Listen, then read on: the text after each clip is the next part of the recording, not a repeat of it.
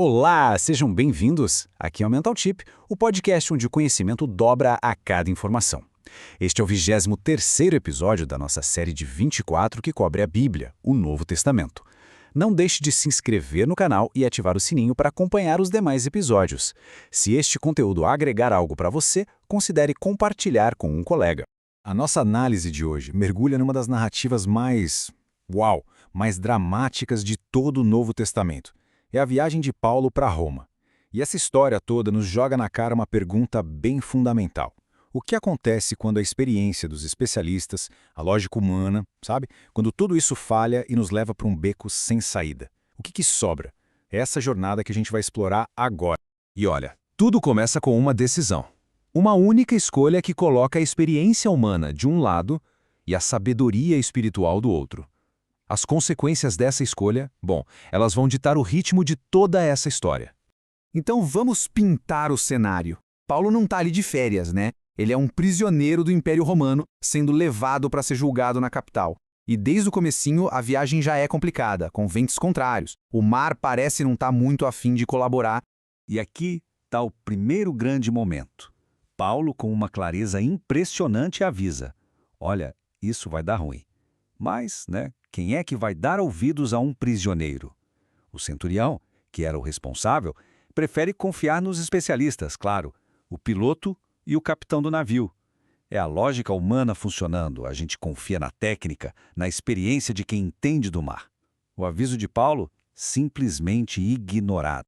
Pois bem, a decisão foi tomada, o navio seguiu viagem, e o que vem a seguir é a personificação do caos. É a natureza mostrando uma força que nenhuma técnica, nenhuma experiência humana poderia prever ou, muito menos, controlar. Só o nome já dá um arrepio, né? Euroaquilão. Não é um ventinho qualquer, é um vento nordeste, famoso no Mediterrâneo pela sua violência súbita, destruidora. Ele não só sopra contra o navio, ele praticamente agarra a embarcação, arrasta e tira todo e qualquer controle da tripulação. A viagem que era planejada vira de repente uma luta desesperada para sobreviver. A gente precisa lembrar que naquela época a navegação dependia do céu. O sol, as estrelas, eram o GPS deles. Então ficar dias sem ver nada disso não significava só estar no meio de uma tempestade, significava estar completamente perdido. A escuridão era total, tanto lá fora quanto dentro de cada um ali. E aqui eles chegam no fundo do poço. Depois de dias jogando carga no mar, tentando amarrar o navio, lutando contra as ondas, os marinheiros, os soldados, os especialistas, todo mundo joga a toalha. A esperança se apaga. Do ponto de vista humano, técnico, já era. O fim parecia certo. Mas é exatamente nesse ponto, na escuridão mais absoluta, que uma nova luz aparece. E ela não vem do céu, não. Ela vem de dentro do navio. Daquele prisioneiro que todo mundo tinha ignorado. No meio do pânico generalizado, Paulo se levanta. E ele não traz uma opinião, eu acho que. Ele traz uma certeza. Ele conta que recebeu uma mensagem divina durante a noite. E essa mensagem é super específica. A missão dele em Roma vai se cumprir, ninguém a bordo vai morrer, mas o navio já era. É uma promessa de salvação, mas com custo material. Essa frase é a âncora de toda a história. Enquanto tudo em volta é caos, vento, onda, desespero, Paulo se firma numa certeza que não vem da lógica, não vem da experiência, vem da fé. E aqui está o ponto crucial. A esperança não volta porque o tempo melhorou. Ela volta por causa de uma palavra de confiança. A partir desse momento, uma coisa extraordinária acontece. A hierarquia do navio vira de cabeça para baixo, o prisioneiro, que antes era só mais um na multidão, se torna o líder de fato daquela expedição que estava fadada ao fracasso. E o que estava em jogo?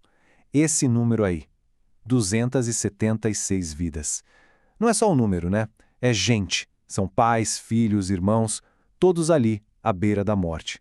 A promessa de que todos seriam salvos fica ainda mais poderosa quando a gente pensa na escala humana dessa tragédia. E Paulo não lidera só com palavras, não. Ele age. Quando os marinheiros tentam fugir escondido no bote, ele saca a jogada e avisa o centurião. Se esses caras forem embora, ninguém se salva. Ele insiste para todo mundo comer para ter força para o que ainda vinha pela frente. E num gesto público de fé, ele agradece a Deus pela comida na frente de todos. Ele estava cuidando do corpo e da alma de todo mundo ali. A tempestade finalmente os leva ao clímax que era inevitável. A promessa vai ser testada na prática. E o que acontece a seguir é uma sequência de eventos que confirma, uma por uma, cada palavra que Paulo disse. E a promessa se cumpre assim nos mínimos detalhes. No 14º dia, o navio encalha e é destruído pelas ondas, exatamente como previsto.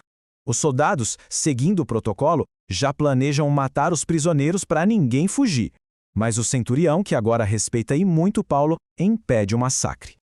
E no fim das contas, seja nadando, seja se agarrando em destroços, cada uma das 276 pessoas chega sã e salva na praia. E quando a gente pensa que o sufoco acabou, ainda não. Já em terra firme, na ilha de Malta, enquanto ele está juntando lenha para uma fogueira, uma cobra venenosa pica a mão dele. O pessoal da ilha, que era bem supersticioso, olha e pensa: ah, é a justiça divina, esse cara é um criminoso. Mas aí o Paulo simplesmente chacoalha a mão, a cobra cai no fogo e nada acontece com ele. A percepção da galera muda na hora. De assassino, ele passa a ser visto como um deus. E o que começou como um naufrágio vira uma missão de cura. Paulo cura o pai do chefe da ilha e depois dele um monte de gente. O desastre da viagem se transformou numa bênção para os habitantes de Malta. A adversidade virou uma plataforma para o trabalho dele. Finalmente, depois de meses de reviravoltas, a jornada se completa. Paulo chega ao seu destino, Roma. E é no final dessa história que a gente encontra o maior de todos os paradoxos. Em Roma, Paulo continua prisioneiro. Ele fica em prisão domiciliar, o corpo dele está restrito, a mobilidade dele está limitada. Mas a mensagem que ele carrega, a palavra de Deus, essa não conhece correntes. Ele recebe todo mundo que vai visitá-lo, ensinando, pregando, com total liberdade. E com essas 3 palavras, sem impedimento algum, o livro de Atos dos Apóstolos termina. Não com a morte de Paulo, não com um ponto final na história, mas com essa imagem, a imagem de uma mensagem que continua se espalhando, impossível de ser parada. É um final aberto, superpoderoso, que praticamente diz: a missão está longe de acabar. Então, o que a gente pode tirar disso tudo? Primeiro, que a fé não é um escudo que nos protege de todas as tempestades. O navio se quebrou, a viagem foi horrível, mas Deus estava no controle do resultado final. Segundo, que a liderança de verdade não vem de um cargo, mas da capacidade de trazer esperança e direção bem no meio do caos. E terceiro, a grande lição de Roma: barreiras físicas simplesmente não conseguem aprisionar o poder de uma ideia. Olhando para trás, a gente percebe: a tempestade, o naufrágio, a parada em Malta, nada disso foi um acidente, um desvio de rota. Cada uma dessas etapas, por mais terrível que tenha parecido na hora, fazia parte do caminho que precisava ser trilhado. Foi o jeito mais improvável, mas no fim, o mais eficaz de cumprir um propósito maior. No próximo episódio, faremos o encerramento da série com um especial que conecta toda essa jornada ao coração da fé cristã e prepara o caminho para o episódio especial de Natal. Para aprofundar sua experiência, recomendo a leitura do capítulo correspondente Nada substitui o contato direto com o texto bíblico. Mental Ship, onde o conhecimento dobra a cada informação.